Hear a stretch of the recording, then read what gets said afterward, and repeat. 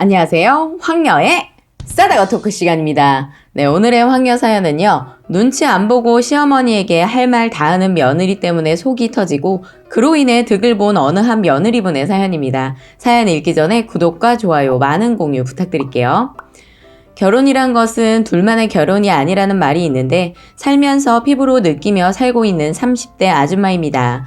저와 신랑은 지금까지 크게 부딪히지 않고 서로 배려하면서 잘 지내고 있는데 꼭 시댁에만 가면 시어머니와 일이 생겨 제가 너무 힘듭니다. 어머님 말씀이 가만히 있을 수 없게 얘기를 하셔서 저도 다 말대꾸하는데 끝이 보이지 않네요. 모처럼 친구 만나 시댁에서 주말에 있었던 얘기를 해주니까 친구는 재미있다면서 이곳에 글을 올려보라고 하더군요. 시댁에서 사소한 일로 힘들 땐 친구와 수다로 풀고 말았는데 자꾸 일이 커지니까 수다로 풀리지 않더군요.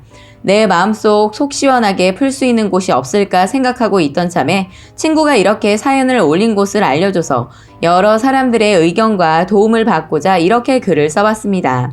일단 저희 시어머니 말씀을 드리자면 말로 여러 사람 죽였을 법한 분이십니다. 무슨 일을 하거나 해드리거나 뭐든지 간에 비아냥은 기본이고 비교하시면서 정신 고문하는 그런 분이십니다. 그리고 독실한 기독교인이시고 저는 참고로 무교입니다. 제가 시어머니와 크게 부딪혔던 사건을 크게 4가지로 나눠서 얘기해 볼까 해요. 첫 번째는 결혼부터 얘기하자면 저희 집이 시댁보다 좀 여유가 있고 제가 신랑보다 사회생활을 더 일찍 시작해서 모아놓은 돈이 좀 있었습니다. 신랑이 돈 때문에 고민하는 거 싫어서 조심스럽게 신랑에게 말해서 제가 좀 더 많이 하게 됐어요. 시댁에선 당연히 보태준 거 없어서 저와 신랑 돈 합쳐서 결혼 준비를 하게 되었지요. 굳이 따지자면 제가 집 전세 정도 마련하고 신랑이 혼수 정도 했습니다. 어쨌든 상견례 자리에서 양가 예단 예물 하지 않기로 결정하고 아무것도 하지 말자고 했는데 저희 친정 어머니께서 신랑한테 취업한 지 얼마 안 되는 명분으로 예복, 정장, 구두, 시계 해주셨습니다. 그렇게 간소하게 결혼을 하고 신혼여행을 다녀와서 시댁 인사 간 자리에서 시어머니께서 말씀하시길 너 정말 시집 잘 왔다. 나처럼 예단 안 받는 시부모는 없을 거다. 라고 하시면서 있는 생색 없는 생색 다 내시길래 저도 말했죠. 이 사람도 장가 하나 정말 끝장나게 왔죠. 솔직히 예물도 못 받았는데 여자가 집해왔지. 거기다 예복까지 해줬으니까요. 그런데 잘못했나 봐요. 그냥 어머니 예단 원하시면 그냥 이 사람 예복하지 말고 어머니 예단 해드릴 걸 잘못 생각했나 봐요. 라고 말씀드리자 시어머니 그냥 웃자고 하는 말이야 라고 넘어가시더라고요. 그렇게 예단에 대한 일은 2번 다시 말이 나오지 않을 거라 생각했습니다. 그런데 이놈의 예단 얘기를 또 꺼내시는 겁니다. 2번째는 비교입니다. 그놈의 비교를 하시는데 아니 며느리 무시하는 말을 하는 거예요. 시어머니께서 누구 집 딸, 누구 집 며느리 예단은 뭘 했다고 하더라. 그리고 명절에도 또 뭐 사오고 이렇고 저렇고 시시콜콜 얘기까지 계속 하시길래 저도 어머님이 제 친구들 얼굴 모르는 얘기를 들먹이며 비교했어요. 그래요? 제 친구는 시댁에서 억소리 나는 차 받고 또 다른 친구도 시댁에서 10억짜리 아파트 사주셨다고 하더라고요. 라고 말씀드리니까 모르는 사람이니? 하고 시어머니가 엉뚱한 소리를 하는 거예요. 그래서 제 친구라고 했잖아요. 어머니도 안 믿겨지시죠? 그러면서 결혼 사진까지 보여드리며 비교를 했습니다. 그리고 예단에 예자도 나오지 않게 시원하게 한마디 했죠. 저 이 정도면 전 3, 4천만 원이 아니라 3, 4억도 예단으로 해드릴 수 있어요. 그리고 매번 절 깔아 뭉개시는데 이제 그러지 마세요. 라고 하면서 한마디 더 했죠. 이 사람이 아주 잘나서 저 같은 걸 데리고 사는 것이 아니라 이 사람이 그저 그런 사람이고 또 제 시댁이 그저 그래서 어머님이 그저 그런 며느리 보신 거라고요. 다 끼리끼리 만나는 거 아니에요?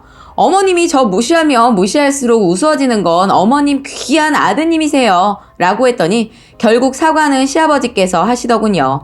그렇게 말하고 나니 시어머니 한마디도 못하시면서 저를 향해 눈을 째려보며 분사하시더군요. 그러면서 주여 하시는 거예요. 그런 생각을 하면 안 되는데 시어머니 저에게 저렇게 하고 교회 가서 회개하시기는 하는지 궁금해지더군요.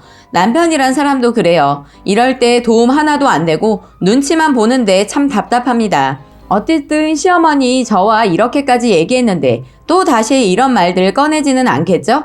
시어머니 저한테 못해준 건 기억 못하시고 안 받은 것만 생각하시면서 주변에 결혼식만 다녀오면 저를 괴롭히는 말들을 하시는 거예요. 아무래도 주변이나 지인들 결혼하는 사람이 있으면 그때마다 꺼내실 것 같은데 제가 그때마다 감당하면서 살 수 있을지 저도 잘 모르겠네요. 우선 이 문제는 그렇게 넘어갈게요. 세 번째로 시어머니와 부딪히는 부분은 바로 호칭 때문입니다. 솔직히 시댁 가면 다들 거실에 있거나 신랑 방에 들어가 버리고 도와주지 않고 시어머니도 시킬 생각도 안 하시고 매번 저만 주방에 들어가서 일하는 것도 좀 기분 상하고 있었는데 매번마다 듣는 시어머니 말이 그날따라 너무 거슬리는 거예요. 전화로든지 만날 때라든지 늘 저희 친정 부모님을 너네 엄마라고 호칭하시고 친정을 너네 집이라고 하시는데 요번에도 어김없이 저희 친정 엄마와 집을 너의 엄마 너희 집 이러시길래 몇 번은 참고 넘어갔는데 계속 그러셔서 마침 식사 준비가 됐을 때 신랑을 불렀어요. 야, 너네 엄마가 밥 먹으래. 너네 아빠랑 동생 데리고 와서 밥 먹어. 그리고 솔직히 이건 아니지 않니? 너네 집인데 하다못해 수저라도 좀 놔야지 뭐 하는 거야? 물이라도 떠다 놓던가 아니면 이따 우리 집 가서 네가 설거지 하던가 라고 말했더니 거실에 TV 보고 있던 시아버지랑 신랑 도련님이 다 놀래서 그대로 얼음이 되어 있더군요. 갑자기 신랑이 있는 대로 화를 내면서 지금 여기가 어디라고 어디서 배워먹은 버르장머리야? 하고 소리를 치더군요. 그래서 웃으면서 말했습니다. 너네 엄마한테 배워먹은 버르장머리야. 매번 여기 오면 올 때마다 나 살림 가르쳐 주신다고 하시면서 어머님이 그러시더라고. 너네 엄마 너네 집 하시면서 이것저것 시키시길래 배운 대로 한 것뿐이야. 했더니 시어머니 엄청 화나고 흥분하셔서 그런지 얼굴빛이 샛배 같더라고요. 이런 상황을 지켜보고 계시던 아버님께서 대신 사과를 하시더라고요. 미안하다. 그동안 우리 애미 많이 기분 상했구나. 어른이 어른 노릇 했어야 했는데 미안하다. 마음 풀어라. 하시면서 저를 달래주시더군요.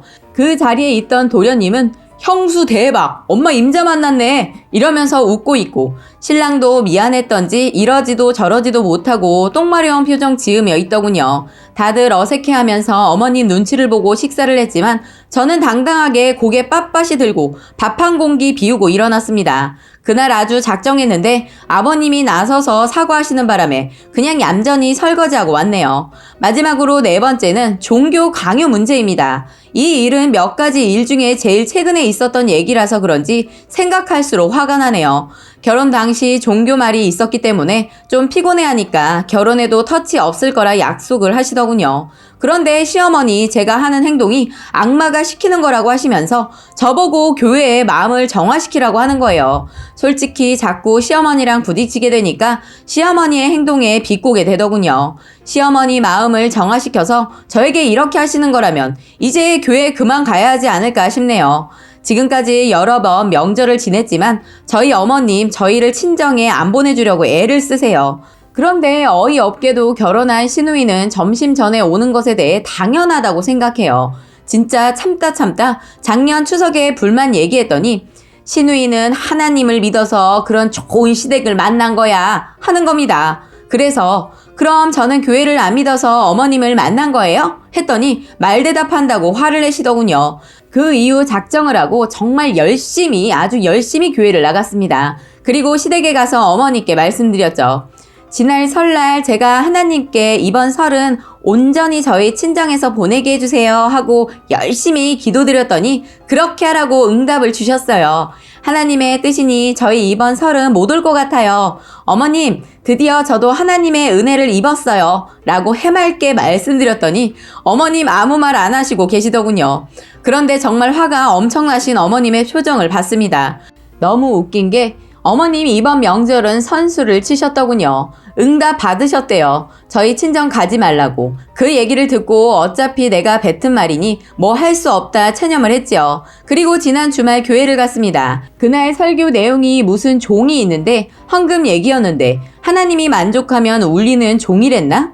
부자들이 어마어마한 헌금을 냈을 땐 가만히 있던 종이 거지가 부끄러워하면서 전 재산인 동전 2개를 냈는데 종이 울렸다는 그런 내용이었어요. 순간 저도 모르게 와, 벼룩에 간을 빼먹지. 그냥 있는 사람 돈이나 받지. 하고 말이 툭 나와버렸어요. 부끄러움 많이 타는 순간 시선 집중되다 보니 부끄럽더군요.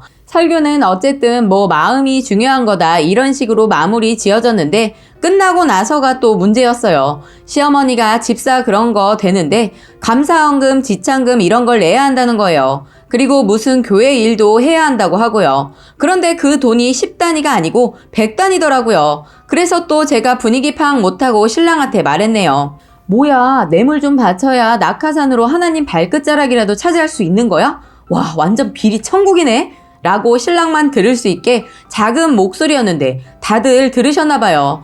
결국 저를 쫓아내서 쫓겨났네요. 그날 시어머니 교회 안 나와도 되니까 자기 화 풀릴 때까지 시댁도 오지 말라 하시고 추석에도 올 필요 없다고 합니다. 그래서 네 하고 집으로 왔습니다. 어쨌든 지금은 시어머니 저보고 화 풀릴 때까지 기다리라 하셔서 전화도 안 드리고 있습니다. 신랑도 시어머니에 대해 말하지 않고 있는데 괜히 나서서 싸울까봐 그냥 나서지 않고 있는데 계속 이렇게 있어도 되는지 고민이 되네요. 지금 점심 먹고 친구랑 커피 한잔 하는데 친구가 너무 웃기다네요. 그런데 이런 시어머니는 제가 어떻게 대처하는 것이 좋을까요?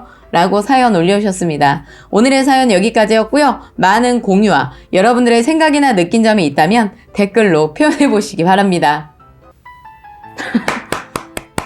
너무 웃겨. 대박. 말 되게 잘하네, 며느리분.